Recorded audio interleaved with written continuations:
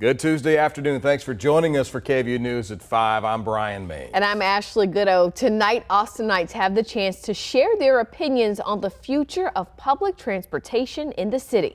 You may remember voters approved a $7 billion transit expansion plan called Project Connect back in 2020. But plans have changed since then.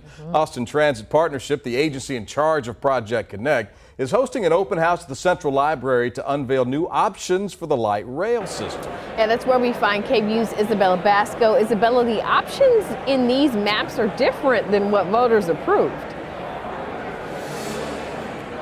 Well, that's right, Brian and Ashley. As you can see in here behind me, hundreds of community members have turned out to see the 5 different options that Austin Transit Partnership has proposed for the light rail. And it's all to open up to their feedback.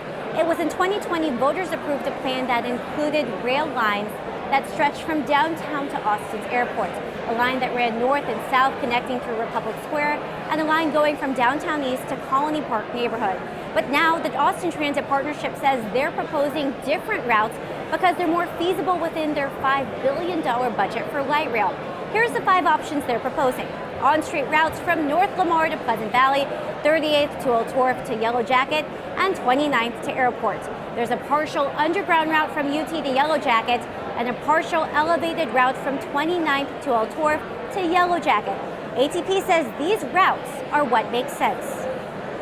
Some of them have 2 lines, some of them have 1 line, some of them go a little further north, some of them go a little further south. So we think in each of these options, the most important thing is these options are connecting destinations, they're connecting people to jobs, to medical appointments, and to entertainment.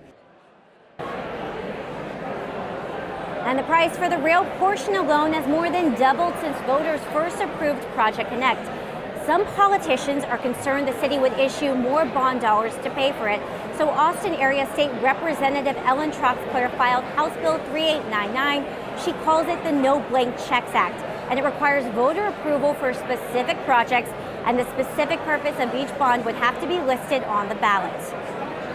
And it's really important for the taxpayers and for transparency and accountability that we make it very clear that you have to ask permission before you spend other people's money.